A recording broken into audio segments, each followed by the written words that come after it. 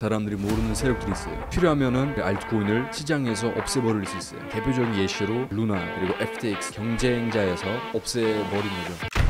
알렉스 오랜만입니다. 아 진짜 오랜만이에요. 그 오늘은 사람들이 네. ICT랑 스마트 머니에 대해서 되게 궁금해한단 말이죠. 예. ICT 하면 세력, 네. 큰 플레이어, 빠질 수가 없는 내용이잖아요. 네. 그래서 오늘 그 얘기를 다뤄보려고 합니다. 오케이, 렛츠고. 그럼 알렉스가 생각하시는 네. 그 세력은 뭔가요? 제가 말하는 세력들이 일단은 사람들이 알고 있는 세력들도 있고 사람들이 모르는 세력들이 있어요. 제가 말하는 세력들이 사람들이 모르는 세력들이거든요. 회사로 치면은 세력들이 회장님 같은 존재들이에요. 그들이 하라고 하면 되고 안 된다고 하면 안 되는 거예요. 필요하면은 어떤 프로젝트 알트코인을 시장에서 없애버릴 수 있어요. 대표적인 예시로 뭐 루나 그리고 FTX도 있고요. 아마 많이 들어봤을 거예요. 네, 많이 한국에서도 되게 유명해요. 근데 궁금한 게 그 루나랑 FTX 좀 구체적으로 궁금해요. 네. 어떻게 된 거죠?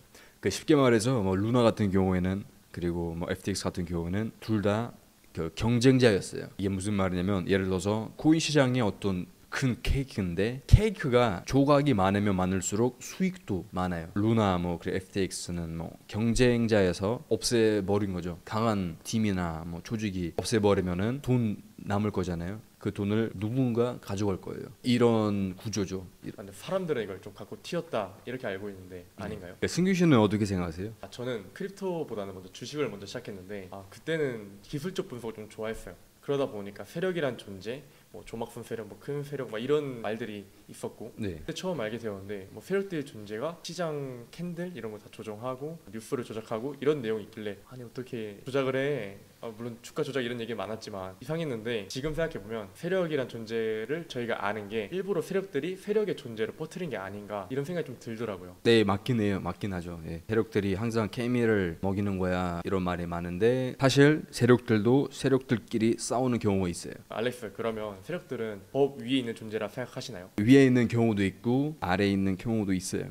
쉽게 말하면 승규 씨는 어떤 동네에 살고 있는데 어떤 사업을 하고 있어요. 승규 씨는 어떤 형님들이 있어요. 형님들이 어떻게 보면 인맥이잖아요. 인맥, 네트워킹. 이 인맥을 통해서 승규 씨는 자기 목표를 달성하기 위해서 인맥을 사용하는 거죠. 그러면 세력들 입장에서 계획된 상승이 있고 계획된 하락이 있다는 건데 그러면 세력들 입장에서는 그 계획이 달성할 확률이 높다는 거잖아요. 네, 그죠. 100%. 모든 움직임을 세력들이 주도합니다. 어떤 계획이 있으면은 그 계획을 무조건 달성하기 위해서 여러 가지 조작도 하고 뉴스도 내고 이런 식으로 그 목표를 달성하는 거죠. 우리가 지금 기다리고 있는 풀장이 작년 가을에 시작됐어야 되는데 예외적인 일이 생겼어요. 트럼프가 와서 자기 mem코인을 만들어 버린 거예요. mem코인이 시장 유동성을 흡수돼 버렸어요. 어떨 때는 이런 예외적인 일이 있으면은 그 세력들도 고래들도 예외적인 일에 맞게 조정하는 거죠. 트럼프 코인이 저희가 한 작년 말이었나요? 이번 연도 초였나요? 그때쯤 되게 이슈가 되었거든요. 근데 트럼프 코인 사라 마라 이게 인스타그램, 뭐 X, 스레드 등등에서 되게 활발했었거든요. 진짜 군중 심리가 진짜 대박이었습니다 그때. 네, 그렇죠. 군중 심리는 항상 대박이고 항상 망해요. 돌아와서 약간 세력에 대한 이야기를 넘어가서 일반 개미 투자자들, 한국 개미, 뭐 해외 개미든 자기만의 매매법으로 만들어서 거래를 많이 하거든요. 세력들은 이런 방식을 사용하진 않겠지만 어떤 식으로 좀 다른지 궁금해요. 이거는 인터넷에서 없어요. 사람들이 공개 정보 바탕으로 트레이딩하고 자기만의 매매법을 만들어서 하는 거죠. 근데 어차피 결국에는 장기적으로 봤을 때는 마이너스예요. 이건 다. 짧게 봤을 때는 수익 오케이 이건데 길게 보면 무조건 마이너스예요. 그러니까 군중 심리는 결국에는 망해요. 그들의 하는 행동이 뻔하고 예를 들어서 자기만의 뭐 분석 관찰하고 싶으시면은 그 사람 많은 데 가서 분석해봐요. 그냥 살펴봐요. 하는 행동이 똑같대요. 그러면 최근에 있었던 사례 이런 거 있을까요? 지금도 그래요. 지금도 봐봐요. 코인 시장이 뭐 상승할 때마다 대부분 뭐 알트 그리고 알트코인이나 비트코인 똑같대요. 최고점이 있을 때 긍정적인 뉴스 계속 내고 있잖아요. 근데 리플도 똑같대요.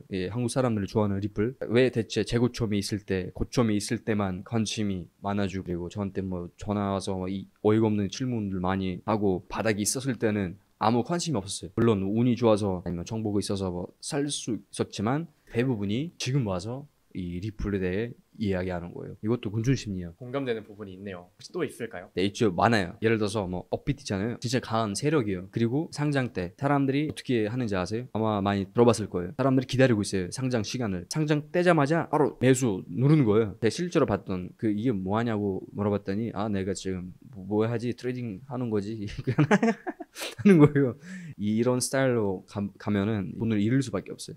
100% 이것도 군중 심리예요. 왜냐면은 사람들의 기억에서는 상장 때마다 상승된다. 사람들이 맨 바닥이 있잖아요. 이게 아예 뭘 해도 사지 못하는 불가능한 구간에서 매수하려고 해요. 더 신기한 게 어떤 프로젝트가 상장하잖아요. 근데 각 알트코 대표 있잖아요. 대표가 미리 알 수 없어요. 미리 알면은 인사이드 유출 이런 우려가 있어서 그때 상장된 다음에 며칠 지나서 대표가 알게 돼요. 코인 시장이 엔진이 똑같대요. 이게 무슨 말이냐면 코인 시장에서도 포렉스 시장에서 쓰는 논리는 똑같대요. 이렇게 말해서 엔진이 똑같은데 코인 시장 같은 경우에는 좀 더 업그레이드된 엔진이에요. 움직이는 논리는 똑같대요. IC 컨셉트도 잘 돼요. 구체적으로 설명 가능할까요? 다른 시장에서 쓰는 것처럼 예를 들어 전략 있잖아요. 코인 시장에서도 쓸 수 있다는 거죠. 일반 사람들은 일반 개미들은 알지 못하는 사실 좀 말씀 가능할까요?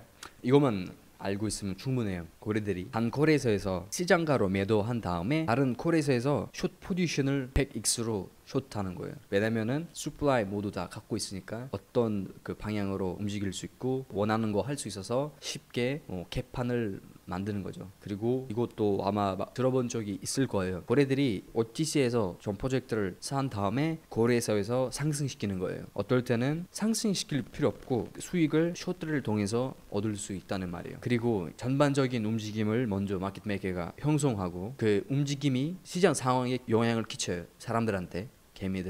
개미들이 그 움직임에 들어가서 연료 같은 역할을 하고 언제까지 하냐면 마켓 메이커가 이 새로운 트렌드를 구성할 때까지 이 움직임이 계속 이어지는 거예요. 그럼 이게 스마트머니랑 직결되는 거죠? 그쵸. 이게 스마트머니라고 할 때 돈에 대해 이야기지만 은행, 어떤 기관들, 큰 기업이든 뭐 거래소든 이거에 대해 말하는 거죠. 왜냐면은 스마트머니는 지식, 정보 이거 다 있어서 돈도 물론 있고 가격 움직임에 영향을 끼칠 수 있어요. 그러면 시장에는 뭐 박스권이나 횡보 같은 장에서도 뭐 아무 일도 없는 것 같지만 뭔가 일어나고 있다 이렇게 생각하면 되겠네요. 그쵸. 원래 이거 렌즈라고 하잖아요. 네. 한국말로 박스권 뭐 이거 하잖아요. 이게 그것도 봐야 돼요. 렌즈가 어디서 구성되어 있냐. 제고점에서 있으면은 이게 논리적으로 생각해 보면은 어디선가 움직임이 아래서 시작되겠죠. 원래 렌즈에서 고래들이 매도하거나 자기 포지션을 재우거나 아니면 매도하는 거예요. 아까 알렉스가 뭐 포렉스, 뭐 가격 움직임, 뭐 논리 다 똑같다고 하셨잖아요. 네. 뭐 실제 사례로 알 수 있는 게 있을까요? 많죠. 이게 너무 많아요. 예를 들어서 우리가 다 알고 있는 비트코인이 그 15,000달러에 내려왔을 때 이게 1년 타임프레임을 보면은 맥락이 있고 제가 말하는 전략대로 보면은 분석하면은 모든 전략이 들어가 있어요. 그리고 이게 딱 보면은 그 비트코인이 15,000달러 구간에서 어떤 관심 구간에 내려왔거든요. 거기서 렌즈를 통해서 브레이크업 스트럭처 된 다음에 트렌드가 바뀌는 거예요. 예, 이거는 다 볼 수 있어요. 만약에 지금 실제 차트 이제 앞에 있으면은 제가 다 보여드릴 수 있어요. 어떻게 왜 목표는 어디인지 이거 다 볼 수 있어요. 움직임 논리는 포렉스에서도 똑같고 코인에서도 똑같대요. 다만 말한 것처럼 고래들이 하고 싶을 때 진짜 원하면은 여러 가지 뭐 패턴이든 상황을 일부러 만들어 줄 수 있어요. 그래서 스톱로스는 있는 거죠. 와, 좀 신기하네요. 그러면 또 궁금한 게 있어요. 네. 그 알렉스가 실제로 느꼈던 아니면 실제로 있었던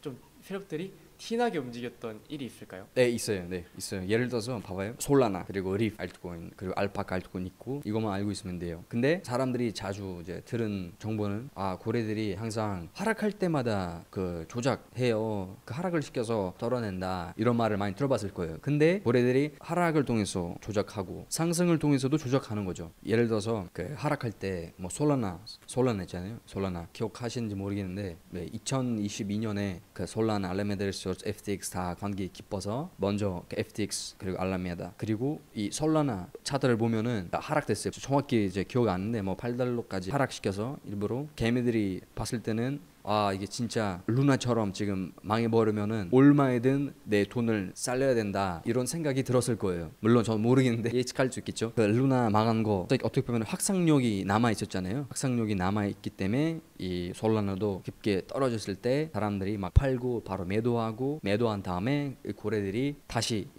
그 발린 수플라이를 사고 매수하고 렌즈를 통해서 결국에는 다 알고 있어요. 어떻게 되는지. 이거 알고 있으면 충분해요. 고래들이 하락을 통해서 조작하고 상승을 통해서 조작하고 이 하락할 때 항상 그 부정적인 뉴스도 많이 내고 상승 조작 때 여러 가지 긍정적인 뉴스도 많이 내요. 아마 지금도 여러분들이 이 긍정적인 뉴스를 보고 코인 시장에 들어왔을 거예요. 그리고 상패 있잖아요. 그 상패할 때 조작이 있어요. 상패 조작도 있어요. 그 예시로 그 리프 알트코인 있고 바이낸스 코렛에서 그 상패하기 전에 먼저 메시지 온 다음에 하락시키는 거예요. 하락시켜서 다른 코렛에서 상승시키는 거예요. 먼저 하락 렌즈를 통해서 매수 그리고 상승 이것도 예시로 볼 수 있고 그리고 또 하나 있는데 알파카 알트코인 아마 들어봤는지 모르겠는데 알파카는 좀 다르게 했어요. 코렛에서 상패시키기 전에 상승시켜 버렸어요. 먼저 하락 그 상패될 고래서에서는 그 상승시켜 버렸어요. 이것도 뻔한 조작이에요. 그 모르는 사람들이 이거를 대부분이 매도해버릴 거예요. 무서워서. 그리고 그 지금 현재는 대부분 알트코인들이 뭐 제가 쓰레기 알트코인 말한 거 아니고 진짜 이게 다들 알고 있는 알트코인들이 파산 예정이에요. 없어질 거예요. 아예 없어질 거예요. 근데 그들이 나와서 공식적으로 국민 여러분 우리가 곧 파산 예정이에요. 돈을 잃기 전에 빨리